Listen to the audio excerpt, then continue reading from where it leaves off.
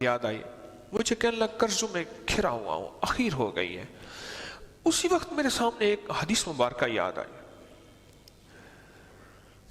یہ بات 96-97 کی ہے کم و بیش۔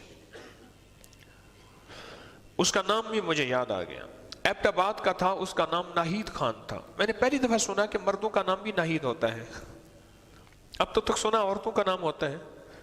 ایبٹ آباد سائٹ کا، اس سائٹ کا تھا وہ۔ تو مجھے کہنے لگا کہ میرا قرضوں میں گھرا ہوا ہوں۔ میں نے اسے کہا کہ قُلِ اللَّهُمَّ مَالِكَ الْمُلْكِ تُؤْتِي الْمُلْكَ مَن تَشَاءُ، یہ آیت پڑھ بغیر حساب تک، وَتُعِزُّ مَن تَشَاءُ وَتُذِلُّ مَن تَشَاءُ، بغیر حساب، یہ آیت پڑھ اور بہت پڑھ، رب تجھے بہت دے گا، کریم ہے۔ اور اس آیت میں بادشاہت ہے، رزق ہے، عطا ہے، عجیب چیز ہے۔ ہمارے انمول خزانے میں ہر فرض نماز کے بعد یہ آیت پڑھی جاتی ہے، اور بڑا اس کے کمالات۔ اب دیکھیں ترتیب زندگی جب سامنے آتی ہے پھر کیا فیصلے کرتا ہے۔ اب غور سے میری بات سنیے ذرا۔ اس نے پڑھا اور گڑ گڑا کے پڑھا اور خوب مانگ کے پڑھا اور خوب بھکاری بن کے پڑھا اور محتاج بن کے پڑھا، پڑھا پڑھا پڑھا۔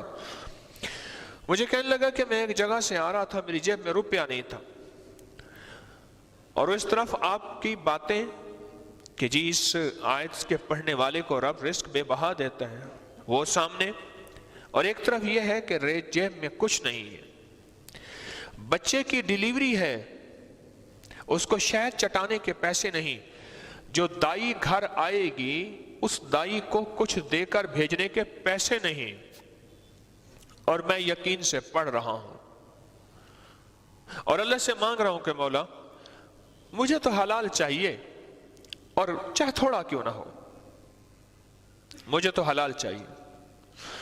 کہنے لگے میں ایسے آ رہا تھا، میں نے دیکھا ایسے کڑ کڑ کی آواز آئی۔ آپ نے میں دیکھا ہوگا جب یہ پتے گرتے ہیں تو ہوائیں ان کو جب لے کر چلتی ہیں تو پتوں کے لپٹنے کی ایک آواز آتی ہے، پتوں کے گھسٹنے کی ایک آواز آتی ہے، جب ہوائیں ان کو زمین پہ گھسیٹتی ہیں ایک آواز آتی ہے، مخصوص آواز ہوتی ہے۔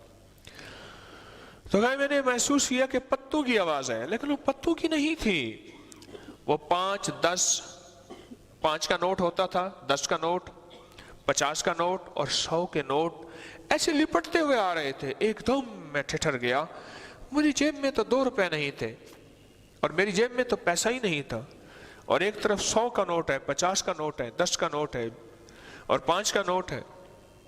اس دور میں 20 کا نوٹ نہیں ہوتا تھا۔ یہ ہے، اور اگر میرے جی میں آئے میں اس کو ایسے لپیٹ لوں اور جھولی بھر لوں۔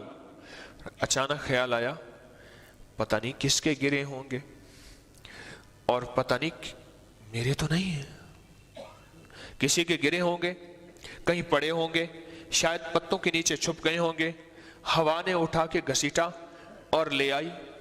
اور کہنے لگے میں ابھی تصور ہی کر رہا تھا کہ میں لے لوں، میں جب فیصلہ کیا نا میرے نہیں ہے، ہوا تیز آئی، میرے پاؤں کے نیچے سے ایسے نوٹ نکال کے نا، جیسے پتوں کی ہوا آئے اور ایسے پاؤں کے نکل سے پتے بھی ساتھ نکلتے جائیں، ایسے نوٹ نکال کے دور لے گئی، اور نوٹ سارے میری نظروں سے اوجھل ہو گئے، اور یقیناً وہ ہزاروں روپے تھے۔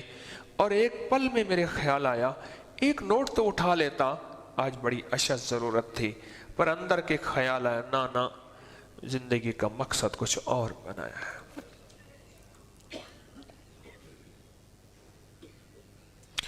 اور کہنے لگے جب میں گھر میں گیا تو بیوی کو درد ذہ تھی، ڈیلیوری کی تکلیف تھی، میں بھاگ کے دائی کو لے آیا، لیکن دائی ابھی گھر میں آئی نہیں تھی تو بچہ پہلے سے پیدا ہو گیا تھا۔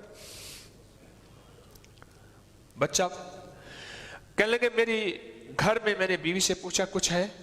کہنے لگے 100 روپیہ پڑا ہے، ایک چمنی پڑی ہے، 1 روپیہ پڑا ہے، وہ ایک برتن میں اس نے کہا وہاں پڑا ہے، آپ لے آئیں۔ عورت تو اس قابل تھی نہیں، میں لے آیا، میں نے دائی کے ہاتھ پہ رکھ دیا کہ یہ لے جائیں، بچہ تو ہو گیا۔ اس نے کہا کوئی بات نہیں، میں تھوڑی سی مزید خدمت کر دیتی ہوں۔ پیسے لے کے اس نے بچے کو صاف کیا، خدمت کیا جو بھی مزید۔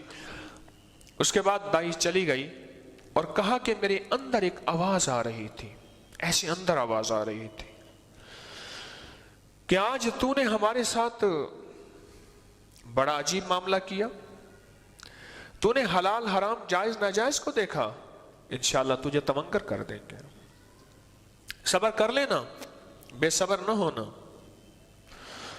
آج وہی زندگی ہے، آج وہی شخص ہے، میں اس کو دیکھتا ہوں، اس کی پوشاک، اس کا لباس، اس کا اٹھنا بیٹھنا، اس کی زندگی، میں کروں واہ جی واہ۔